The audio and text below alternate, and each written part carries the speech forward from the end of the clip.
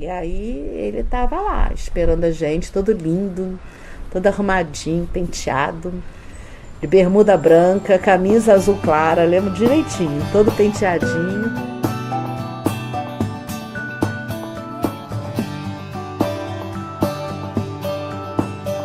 Depois que te encontrei, uma estrela apareceu no meu teto. Meu coração se encheu de afeto.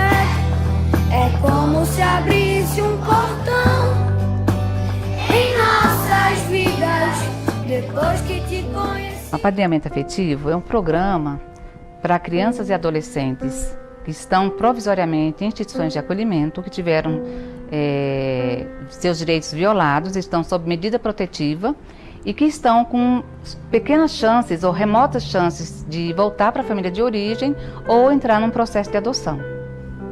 Ele visa a construção de vínculos, né, com pessoas da comunidade no papel de padrinhos e madrinhas e as crianças no papel de afilhados. Eu sempre estive envolvida com projetos sociais e ao conhecer a proposta do apadrinhamento eu achei muito bacana, justamente por ter esse lado mais individualizado, de carinho, de atenção, por conhecer um pouquinho, minimamente, na época, eu diria, das questões que envolvem uma criança abrigada, que é retirada do lar, do convívio de familiares e amigos por diversos motivos. Eu sempre achei muito bacana a proposta da gente poder ser mais presente, poder fazer a diferença realmente, ser referência na vida de uma criança e de um adolescente. Então acho que foi um pouquinho do que me motivou e aí eu acabei carregando ele comigo. Mas quando eu conheci o projeto também achei super bacana. E eu comecei a pensar que a vida não tinha dado nem tempo, nem oportunidade a esses meninos de conhecerem outra coisa que não fosse a marginalidade. Que eram muito novos, né, e já tão sofridos, já tão maltratados pela vida. Que o apadrinhamento afetivo não é um colaborador, que essa pessoa que vai entrar na vida dela não é um colaborador, não é um voluntário, porque em muitos momentos essas crianças passam, né, nas instituições de acolhimento, passam vários voluntários e eles passam, né, eles não ficam, eles chegam e vão embora. E que ele não é pai e ele não é mãe. Então, qual que é a função realmente do padrinho? É de ser padrinho ou é de ser madrinha?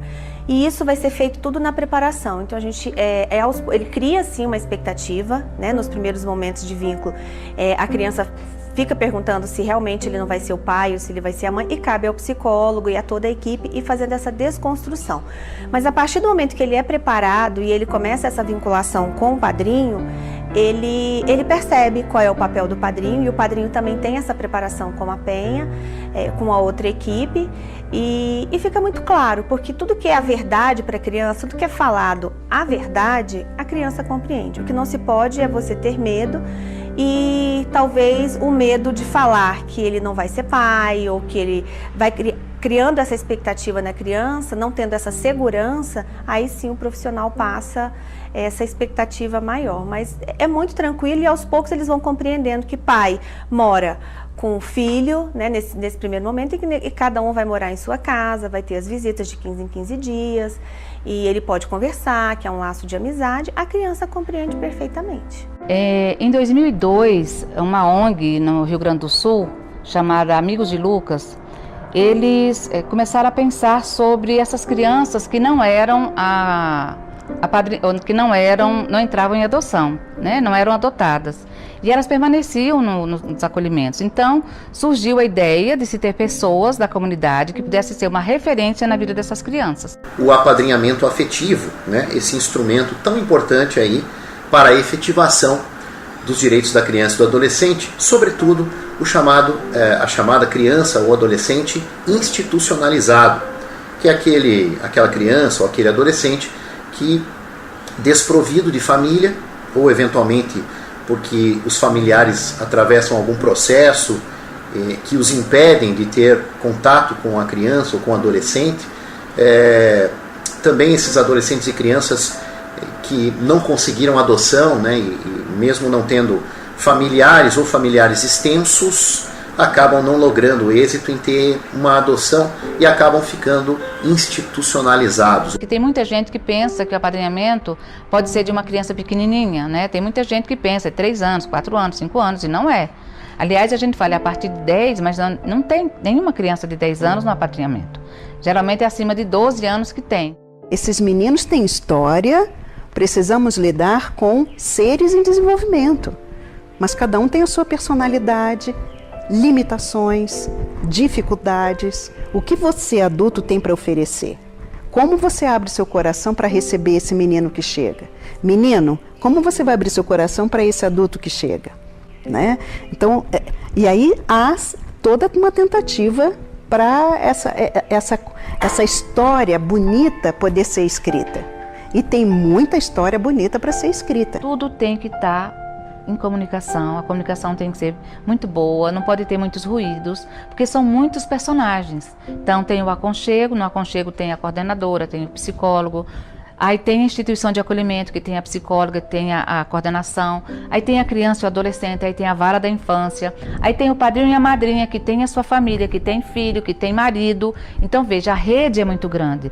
Se a gente não se comunicar de forma organizada, a gente não vai ajudar essa criança. O apadrinhamento afetivo, então, ele vem, pelo menos, minorar esta pecha da institucionalização da criança e do adolescente que não conseguiu ser adotado. Ele vai ter, no apadrinhamento afetivo, a figura da afetividade de um padrinho. Embora ele não tenha lá um pai jurídico, uma mãe jurídica, que é o que ele conseguiria através da adoção, ele tem sim um pai afetivo, mas vamos tratar assim, mas é um padrinho, ou uma mãe afetiva. O que não pode acontecer somos nós lá, simplesmente largar, vai, sem motivo nenhum, se afastar. Tanto a criança quanto o padrinho, às vezes eles podem desistir, a ideia é que não se desista.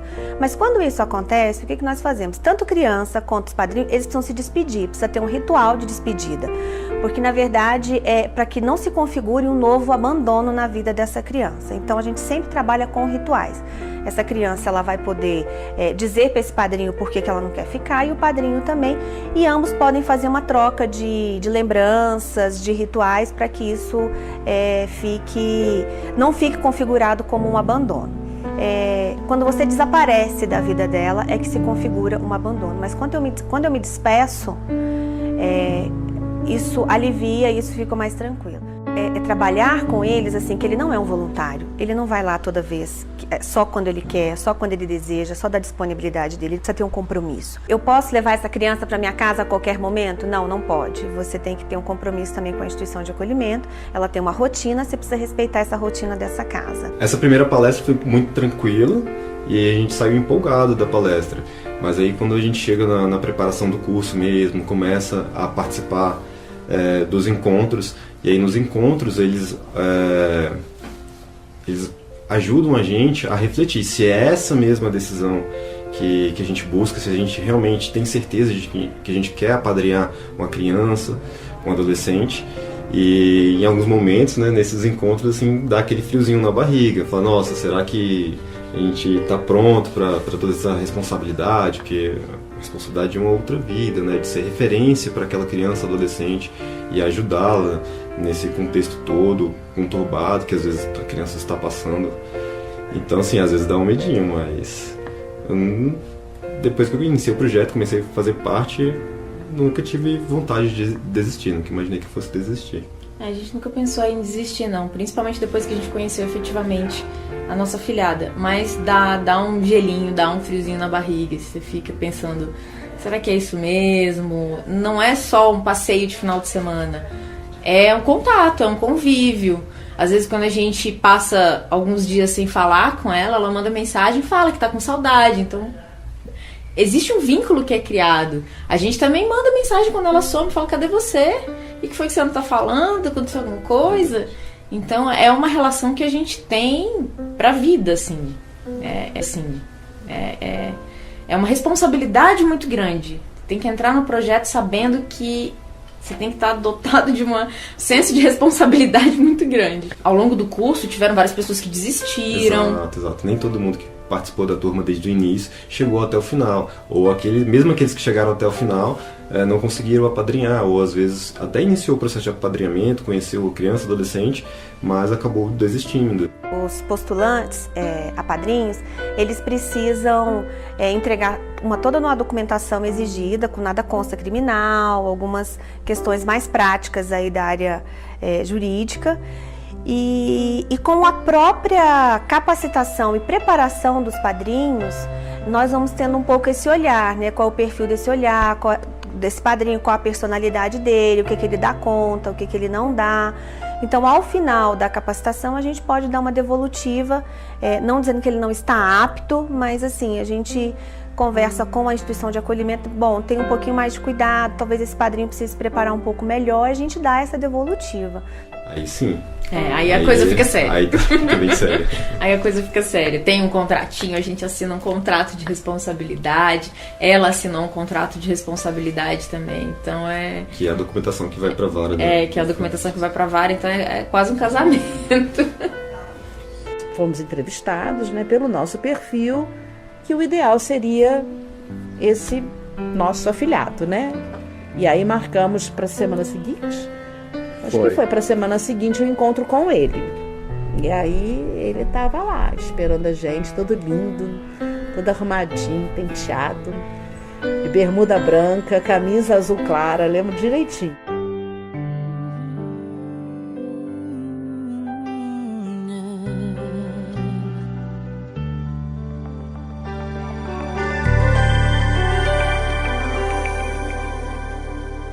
Seu coração é assim, não sei porquê, mas é assim. Parece que não tem mais fim, um oceano de afeto. Quanto mais ama, mais tem amor. Quanto mais serve, mais tem pra dar. Tanto querer, tanta emoção, tanto carinho por mim. Os padrinhos, já que tem toda uma documentação junto à vara da infância, tem toda uma responsabilidade civil envolvida, se ela tiver realmente algum proponente para adoção, se começar algum processo, nós seremos informados. Você tem um prazo a ser cumprido, né? Porque eles ficam na instituição até os 18 anos, né? Depois dos 18 anos, eles saem da instituição. Então nós temos aí 4, 5 anos pela frente para dar um rumo no nosso afilhado, correr atrás do tempo perdido, né? Das coisas que passaram e não foram aproveitadas, para quando ele tiver 18 anos ele poder começar a fazer o voo solitário dele, né? Encontramos as irmãs Lucilaine e Crislaine. Uma tem 15 e a outra 17 anos. A mais velha já se prepara para sair do serviço de acolhimento. Faz quanto tempo que você está aqui? 5. 5 anos. E você se lembra de quando você chegou aqui? Como é que foi? Eu cheguei aqui porque eu acho que era de tarde, né? A gente chegou aqui de tarde. Aí a gente chegou, entrou, ficou ali sentada. Depois a gente começou a chorar. A gente entrou no sofá, ficou meia hora olhando uma pra outra. Depois começou a chorar porque nossa tia foi-se embora. Porque quem trouxe a gente foi nossa tia. Aí depois a gente parou, aí brincou com as meninas. Aí se acostumou já. A tia de vocês que cuidava de vocês? Não, era nossa avó. Aí só que nossa avó maltratava a gente. Aí nossa tia pegou a gente, aí não tinha condições. Aí trouxe a gente pro conselho tutelar, aí trouxeram pra cá. Hoje as duas estão disponíveis para adoção e não conseguem imaginar a vida uma longe da outra. Já veio gente querendo adotar, mas não as duas. Já veio umas 5 pessoas querendo me adotar, mas não adotar minha irmã junto comigo, só eu. A gente não quer só se for as duas. Porque a gente só tem eu, a ela e a Elaine. Só nós duas. Quando você for fazer 18, porque não tá tão longe também, o que você pensa? Eu fico mais preocupada com ela, porque ela vai fazer 18 ano que vem. Ela nem se preocupa muito, mas eu me preocupo, porque ela vai ter que sair daqui. Ela não vai poder ficar aqui. Aí eu fico preocupada pra onde a gente vai, porque eu não vou ficar aqui sem ela.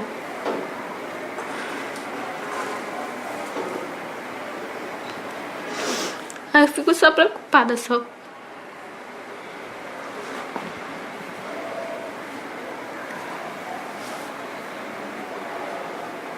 Mas calma que vocês vão estar sempre juntos, irmão. É sempre assim, a gente está sempre junto. Mas é porque a gente não tem lugar para ir quando sair daqui. Nossa família mora bem aqui pertinho, mas nenhuma vem aqui ver a gente. E quando fazem planos de ficarem juntas no futuro, o sorriso de cumplicidade fica estampado no rosto das duas. Que quando quer sair daqui, a gente quer morar junto. Aí a gente falando sobre uma casa, aí pra comprar uma casa. Aí ela dizendo que a casa ia ser R$1.000 pra comprar a casa. Não tinha feito cálculo. Às vezes a gente cumpre até uma função que o Estado não consegue dar a essas crianças. Porque muitas vezes a criança e adolescente que está abrigado, que está no abrigo, não tem esse convívio familiar de novo, não tem pessoas de referências, e isso pode virar mais à frente um problema daquela criança ficar rebelde, não querer estudar, não querer trabalhar, e acaba, em alguns casos, pode acabar indo para a criminalidade ou para o uso desenfreado de drogas. E eu acho que essa questão do apadrinhamento ajuda essas crianças e adolescentes a terem esse caminho mais iluminado, mais claro, para que elas não se envolvam com a criminalidade, para que elas não se envolvam com as drogas, para que elas possam se dedicar aos estudos, para que elas tenham um objetivo de vida para elas, falar, olha, eu estou num abrigo e quando chegar aos meus 18 anos, eu preciso sair, eu não posso mais ficar abrigado. Então, essas crianças e adolescentes, elas têm uma responsabilidade muito grande, que eu não tive na minha vida, ela também não teve, e muitas pessoas não têm, que é de chegar aos 18 anos, você está na rua. Apadrinhamento afetivo. Uma solução paliativa para um problema severo, que é das crianças literalmente depositadas nos abrigos e nas instituições. Então, ficam tanto tempo lá que se tornam quase inadotáveis. Para essas crianças, tem alguns estados que criam este programa de apadrinhamento afetivo, é de que alguém que, pega no final de semana, ajuda, leva nas festas de Natal, Ano Novo, enfim, depois devolve para o abrigo. É uma ideia boa, tem em alguns estados, em outros não tem, não existe uma regulamentação. O que existe agora, o projeto do Estatuto da Adoção, feito pelo IBDFAM, aonde prevê a possibilidade do apadrinhamento afetivo, mas de uma maneira expressa, admitindo que os padrinhos adotem os seus afilhados. Agora tem um projeto que chegou agora no Senado, que veio da Câmara, e prevê, alterando o ECA, um remendo para o ECA, apadrinhamento afetivo. Só que diz que as pessoas habilitadas à adoção não podem adotar. Gente, então é melhor não ter legislação. Pelo menos tem alguns lugares, alguns estados que admitem essa possibilidade de adoção. Sem a possibilidade de adoção, olha, foi por terra isso. Porque é uma frustração para a criança que já sofreu várias perdas. Se ela chegou a ser de difícil a adoção, é porque ela já está lá há muito tempo, ela tem algum tipo de deficiência, algum tipo de problema. Então, ela é uma criança já marcada. Já imaginou se encantar, se envolver, a família se encantar com ela? Não pode adotar porque foi padrinho afetivo. Padrinho afetivo nem ganha nada, não ganha nada do Estado. Não vejo nenhum empecilho. A alegação meio boba é de que, não, mas eles vão furar a fila da adoção.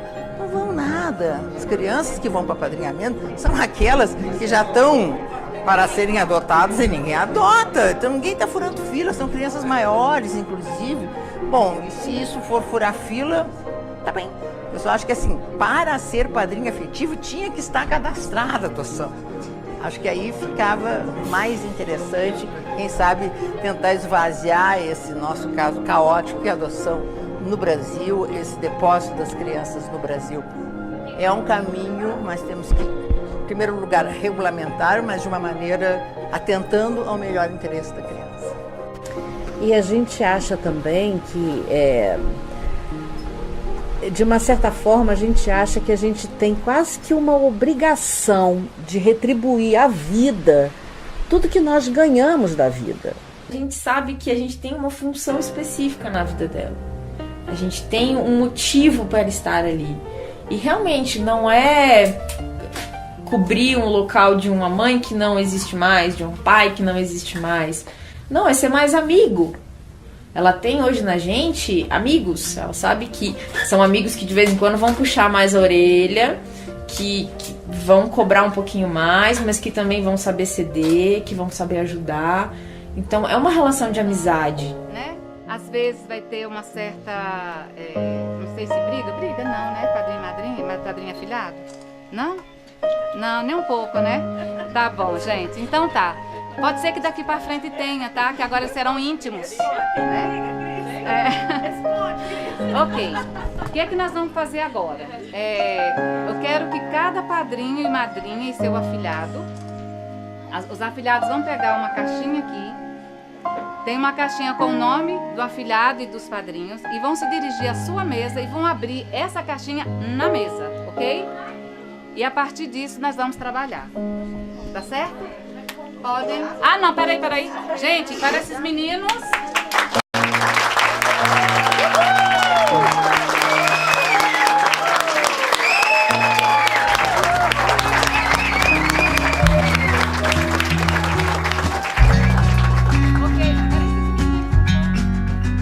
Não é sobre ter todas as pessoas do mundo pra ti. É sobre saber que em algum lugar alguém zela por ti. É sobre cantar e poder escutar mais do que a própria voz. É sobre dançar na chuva de vida que cai sobre nós. É saber se sentir infinito no universo.